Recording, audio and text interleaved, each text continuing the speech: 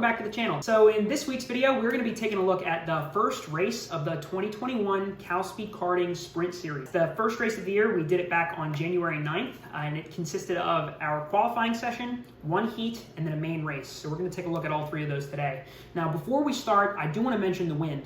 So we had 40-mile-an-hour winds at CalSpeed on race day, so it very much changed the way that we're driving, particularly when we're overtaking. You can look at the flags that are kind of placed throughout the track so that you can see the wind direction and wind speed, and it's really going to play a lot into the race ahead. With that said, why don't we go take a look at qualifying? So like I just mentioned, the thing at the front of my mind in qualifying was the wind speed. We had an enormous headwind coming up this long main straight here, so it was really important to stay in the draft on this main straight, but the draft was important everywhere, so we're going to try to hold the draft behind the number 25 car piloted by Ian Odermatt. We're coming into turn one, and we're feeling pretty good. This is a new layout for me. This was my fastest lap in qualifying. It wasn't a great lap. We actually have 3 different qualifying sessions. The Sprint Series is a total of 90 drivers, but there's only 30 people on track at a time. And the later you go qualify, the faster you go usually. There's more rubber on track and the karts are warmed up better. But because it was the first race of the year, it was random, and I was in the first qualifying group. So even though I qualified pretty decently, I wasn't qualifying anywhere near the pace of the people in that third group who had the advantage of the track conditions evolving a little bit further. But we do manage to stay directly behind this 25. We stay right in the hole he's punching in the air, and it's going to mean a pretty decent lap for us. We're going to come around the last hairpin here, Long Beach, and we're going to come up over the line. This is going to be good for 7th in our group, which was okay. Like I said, not great, not terrible, but that's going to mean that we're going to be starting 12th in the heat race. Since this is a new season of the Sprint Series, it means everybody is technically tied for first. So I'm really trying to make it to the top 10 of this heat so that I can make it to the A main, which is the highest main, and it pays out the most points. I'm really looking to get top 20 this season overall.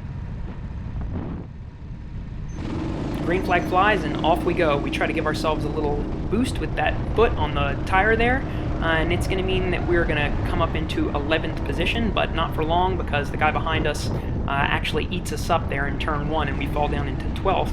But we bring it right back up alongside him for 11th into turn 4, and we see a little bit of a catastrophic failure there. Oh, and a detonation of the cart. So sad to see that happen. Anyway, we're going to turn back ahead. We're looking here up at the 25 car, which is being driven by Trevor Volan, and we are right on his bumper. We've managed to hold on to 11th position, which is one better than our starting position into this first lap here.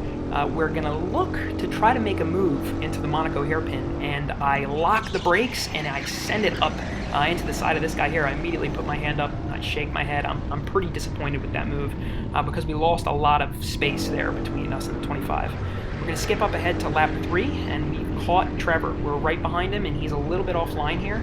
So we've got the speed delta that we needed when we were trying to make that move on lap 1. We're going to put it right up alongside him, and it doesn't always stick when you try to go up the inside of Monaco. But he goes out wide just enough that we can slot in front of him. This next turn after Monaco is this long sweeping horseshoe. And if you get caught on the outside, which is where you end up if you're on the inside for Monaco, it can be really, really challenging to hold on to that position. We're going to turn the camera around, and now it's time to look forward and try to take these cars up ahead. We're going to jump ahead 2 laps to lap 5, and the next car on track is Adrian Comstock in the number 50 car, and we are right on them. There's a little bit of battling going on, and anybody who knows racing knows that fighting means driving slow. So we're able to put it right up alongside Adrian through turn 4. He tries to give us the least space he can, but fair play to him. We hold him on the outside.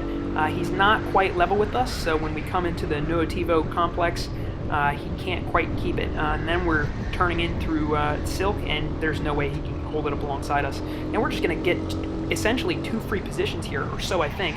We take a hit up the rear, and somebody comes up the inside, so we end up only going up 1 net position because we gained 1 on the outside and lost 1 on the inside.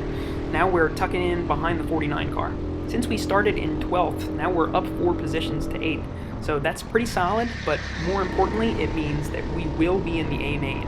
As long as we can finish 10th or better, we should end up in the A main. Now I'm turning my sights ahead to Michael Florschinger in the number 49 car. We managed to go right side by side with him up into turn 1, and we're going to hold it around the outside, and that means that when we come into turn 4, we've got track position, and we've got it. Now we're all the way up into 7th. I'm starting to feel pretty comfortable, and I'm feeling very confident in the car. I feel like I can probably be just as fast as anybody else out there, but that hubris is going to come and bite me in a minute here. We're coming up on 5th and 6th, and I can see John Rice in the 55 car. I'm going to put it right up alongside him. I remember I was telling you about it doesn't always stick when you put it up there inside in Monaco, and here we can see why. So Michael Florschinger trains right by. He takes the inside through the horseshoe, and there's nothing I can do about it. We drop back from 6th to 8th, so when I tried to make the move for 6th, I fell all the way back down to 8th. But the thing about these heats is 1 finishing position higher in the heats is 3 starting positions higher in the main. So sometimes they bait you into it. But now we're gonna go get graded up for the main event, and we are starting in the A main. Here we are on the grid for the A main. We are starting 23rd, so we've got a long way to go to the front, but we're going to do our best. We got the green flag flying over there on the right. We push off with that left foot. We don't get the same type of advantage that we're used to getting, particularly in the heats or the lower mains, and we just hold on to this 23rd position.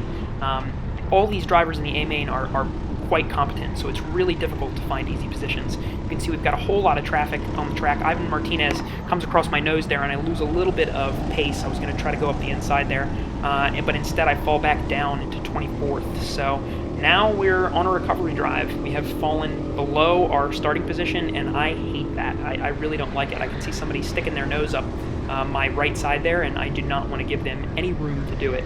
So we're going to tuck in behind the 22, and we're just going to try to keep our head down and tuck into the draft. We don't want to try to pull out into the wind at any point here.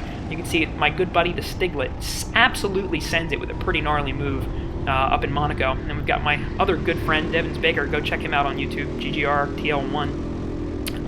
As you can see on the back of his racing suit. We're going to give him a little bit of a push and come up his inside. I think that I've got him, but he actually holds it on the outside, and he's got the pace to run it up the outside there. This is one of those cases where he had more draft than I did.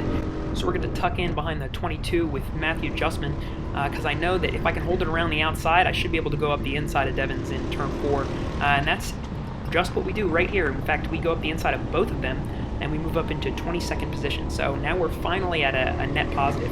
You can see there goes the Stiglet. Make sure to check out his YouTube channel. That big camera on his head is the same camera that I have on my head, so make sure to go check out his channel. We've got a slow car up ahead on track. It's the 54, and I think about going up the inside, but it's another case of this crazy wind, so I decided to just tuck in behind him and see what we can pull off together. 2 karts are typically faster than 1 around CalSpeed, so if you can find somebody good to tuck in with, you usually should. But you can see this guy gets stuck outside. This is actually Tony Wyka gets stuck on the outside of the horseshoe, and we're going to take another position to go up into 21st. But he fights it pretty hard. He moves up the inside in Long Beach, and we have the better draft train here. You can see the difference. He just falls right back. That's that headwind. It's like putting the brakes on to the point where we're not hitting the brakes at all into turn 1, and typically we at least give a little lift, but we were flat out into turn 1 here. I'm going to put it right up alongside this guy, and we are going to go for 20th position, and we take it. The 54 behind us is fighting with Tony there, and these guys fighting together are going to make this kind of a hard position to try to grab back, at least this lap. So as they make a little bit more side-to-side contact, we are feeling pretty solid. We're right on the line, and we're moving quickly. We're going to take a look back up ahead, and now we are going to try to make it up into the top 20. And my goal for the year is to finish in the top 20, and now we're in 20th.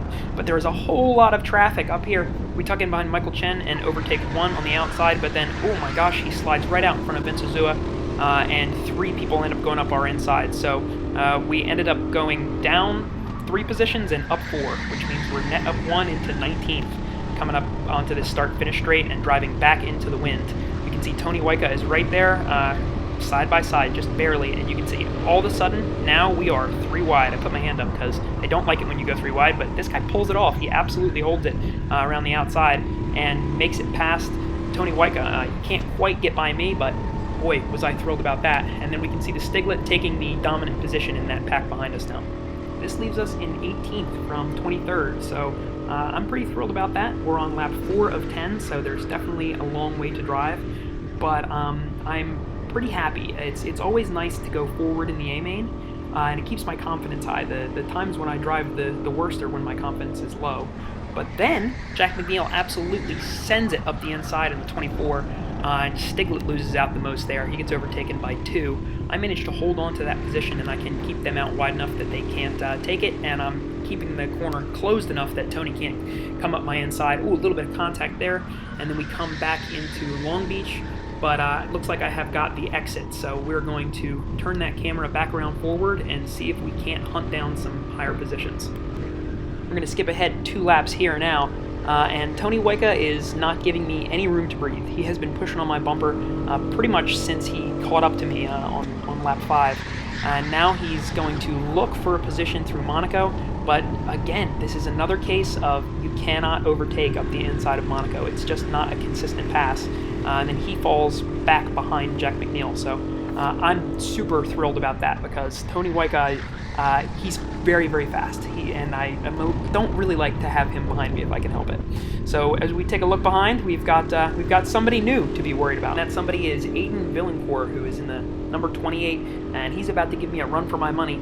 He sends it up the inside of Long Beach here. We're side by side, and I didn't get it right. I'm out in this wind, in the headwind, and he's in the draft, and you can see what a difference that makes. We fall way back because we spend too much time in the wind there. So we've just got to try to tuck in behind him and do some damage control here on lap 8 in position 20. We started in 23rd, so now that it's the last lap, I am desperately trying to hold on to 20th. This is going to be our last shot this whole race weekend to try to score some points. So I'm really going to be driving defensively. I can feel that Tony is behind me, and he has been chasing me like crazy all day long. I know he's been watching my line, and here he goes for his move. He's going to go for it into the Nuotivo complex. He puts it up side by side. I try as hard as I can to fight it, but I just can't.